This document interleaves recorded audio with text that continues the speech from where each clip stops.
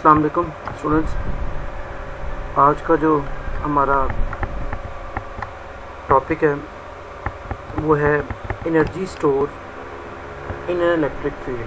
तो as we already studied that, जैसा कि हमने चैप्टर के स्टार्ट में भी पढ़ा था कि कैपेसिटर्स का एक बेहतरीन यूज़ ये है कि ये एनर्जी को स्टोर करता है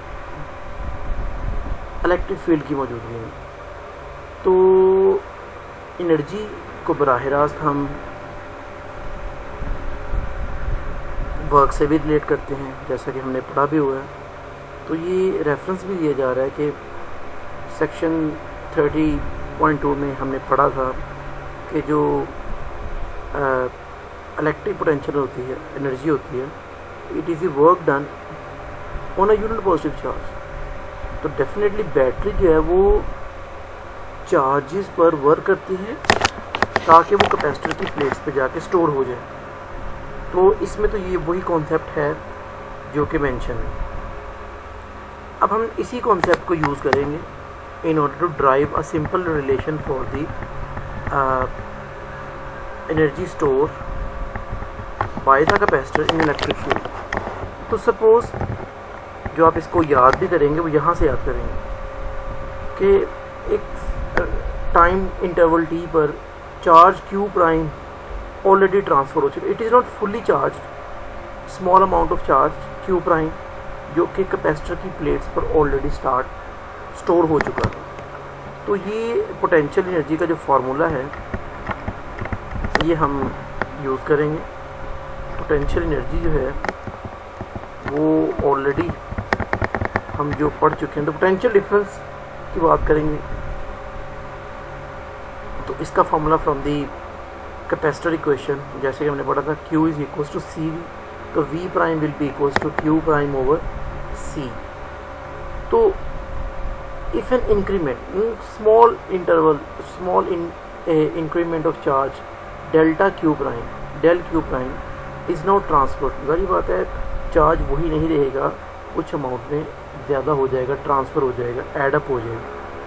इसलिए हम और मैंने जैसे बताया कि बैटरी पर चार्ज जो स्टोर होगा वो कैपेसिटर पर जो चार्ज स्टोर होगा वो बैटरी वर्क डन करेगी। तो वो in the form of potential energy delta U के फॉर्म में स्टोर हो जाएगा कैपेसिटर की प्लेट्स पे। So del U is equals to V prime del Q prime. तो वी प्राइम की वैल्यू ये पुट की जाएगी Q prime over C del Q prime. अब if this process is continued until a total charge has been transferred. Total charge के लिए हम ये रिलेशन ऑलरेडी यूज़ किया हुआ है। U is equals to integral delta you.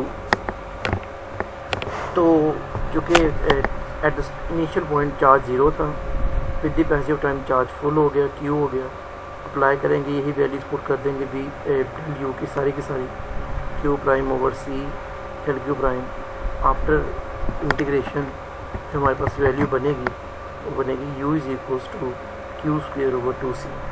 सी तो constant है वो बाहर आ जाएगा क्यू प्राइम के लिहाज से। जब हम और अपर लिमिट और लोअर लिमिट ज़ीरो और क्यू को पुट करेंगे तो it will become equals to Q square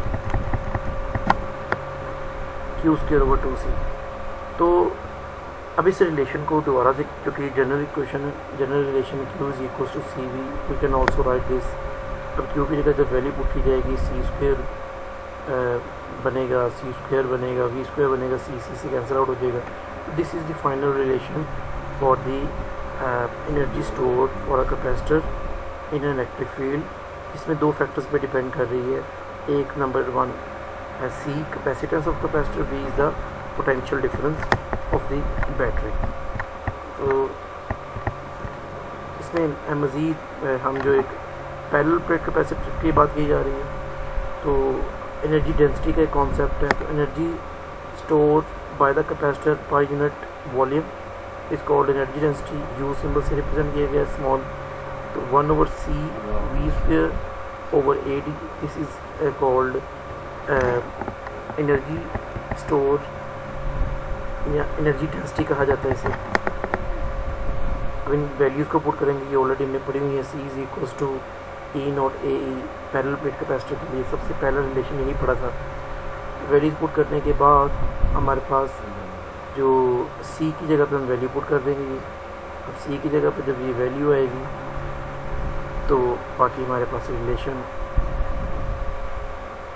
E naught over two V over D square. अब वी ओवर डी होल्स के लिए definitely V over D E का formula है, तो एनर्जी डेंसिटी बराबर आ गई 1/2 E naught E square. It means कि energy density is directly proportional to square of E. तो ये इस टॉपिक में हमारे पास है। नेक्स्ट जो टॉपिक है वो है कैपेसिटर विद डाइलेक्ट्रिक्स। इसको मैं सिर्फ आपको कहूँगा कि पढ़िएगा।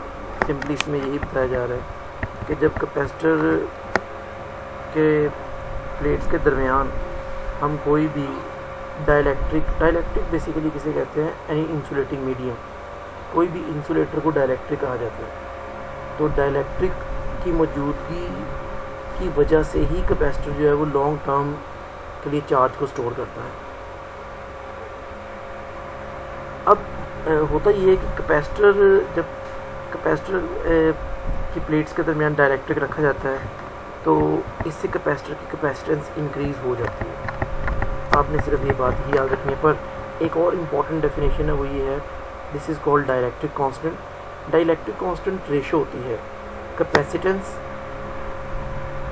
Of a capacitor without medium to the capacitance of a capacitor when there is a presence of medium.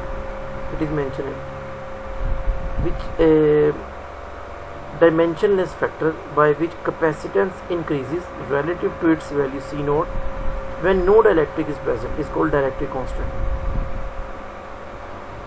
नहीं, यहाँ पे ये डायग्राम ए और बी में यही शो करवाया जा रहा है। ए और बी कैपेसिटर, इसमें कोई डाइलेक्ट्रिक प्रेजेंट नहीं है, इसमें डाइलेक्ट्रिक प्रेजेंट है। तो जब भी कैपेसिटर की प्लेट्स के दरमियान डाइलेक्ट्रिक मौजूद होगा डेफिनेटली कैपेसिटर की कैपेसिटेंस इंक्रीज करेगी। ये टॉपिक आपको एज अ शॉर्ट के लिए पढ़ना था बस। ये बाकी तमाम के तमाम फैक्टर्स हैं, ये टॉपिक कंटेंट्स का हिस्सा नहीं है। लास्ट पे टॉपिक है वो है dielectrics and Gauss's. It is an important question. हम आज डाइलेक्ट्रिक और गॉसेस लॉ का एक रिलेशन बनाएंगे। तो चूँकि हमने गॉसेस लॉ को ऑलरेडी पढ़ा, this is the mathematical form. अच्छा, इसको अंडरस्टैंड करने के लिए ये डायग्राम दो, ये डायग्राम दो से ये दो पैरेलल प्लेट्स है। It is a parallel plate capacitor. अब इसमें कोई डाइलेक्ट्रिक मौजूद नहीं है और इसमें डाइलेक्ट्रिक की मौजूदगी है, डायग्राम दी है। इसे इन्हीं दोनों डायग्राम्स का रेफरेंस देंगे। तो now let us apply this law the parallel plate capacitor filled with material of dielectric जिसका डाइलेक्ट्रिक कांस्टेंट के ई है। तो फिगर 15 का ये वाला देंगे, दोनों डाइलेक्ट्रिक के साथ भी है, विदाउट डाइलेक्ट्रिक भी है। तो first of all we are applying this law for if there is no presence, diagram एक ही है, if no dielectric is present. तो गॉसेस लॉ का तो जनरल फॉर्मूला हमने पढ़ा हुआ था, Q is equals to E naught integral with circle E dot A. E और डेल्टा ए एक पैरेलल है, तो एंगल 0 होगा, cos 0 1 होगा जब ओपन किया जाएगा। तो it will becomes equal to after opening E not permittivity of T space E not A equals to Q. यहाँ पर ये जो ई नॉट है, this E not means electric field without presence of dielectric. यहाँ से ई not की value निकाल ली जो कि आ गई E naught equals to Q over E not A. Next one, अगर हम इसी गॉसेस लॉ को अप्लाई करें for when dielectric is present, I mean to say diagram B के लिए, तो फिर ये फॉर्मूला हमारे पास चार्ज को डेफिनेटली वो उसकी वजह क्या है, ई नॉट तो लेफ्ट साइड तो सेम रही, it will Q minus Q prime होगा क्या। अब क्यू प्राइम इसलिए कि जनाब चार्ज की जो मौजूदगी है,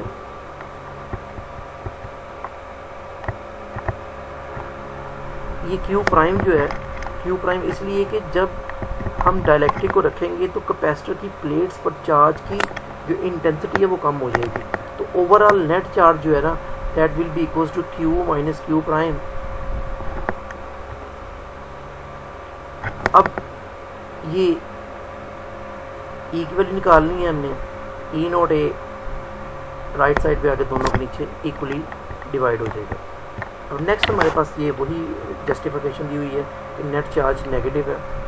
अब ये हमारे पास जो फार्मूला बना है द डाइलेक्ट्रिक रिड्यूसेस, अब डाइलेक्ट्रिक कांस्टेंट की ही ये डेफिनेशन है कि डाइलेक्ट्रिक कांस्टेंट जो है ना ये रेशियो होती है E और E not to the E। E not क्या है, ये वो वाला इलेक्ट्रिक फील्ड है जब डाइलेक्ट्रिक नहीं है, और E वो वाला इलेक्ट्रिक फील्ड है जब हमारे पास E मौजूद है। तो इन फार्मूलाज को यूज़ करेंगे, और तो जब ये फार्मूला पुट करेंगे Q E नॉट की वैल्यू पुट करेंगे तो हमारे पास इस इक्वेशन 34 के रेफरेंस से इसको यूज़ किया जाएगा, दोनों वैल्यूज़ कंपैरिजन करी जाएंगी। तो Q प्राइम बराबर आ जाएगा Q इंटू 1 माइनस 1 ओवर के E। तो इस फॉर्मूले को यूज़ किया जाएगा गॉसी लॉ के लिए। अब this shows that the induced Q not Q prime को इंड्यूस्ड सरफेस चार्ज कहा गया है, is always less as I mention कि जब डाइलेक्ट्रिक रखा जाएगा तो Q की जो कंसंट्रेशन है इंटेंसिटी है वो कम हो जाएगी। If K is equals to 1 then again Gauss law apply कर रहे हैं, दिस इज़ मैथमेटिकल रिलेशन। अब this is when there is no dielectric, and when there is a dielectric then we use this formula। तो हमारे पास यही इस topic का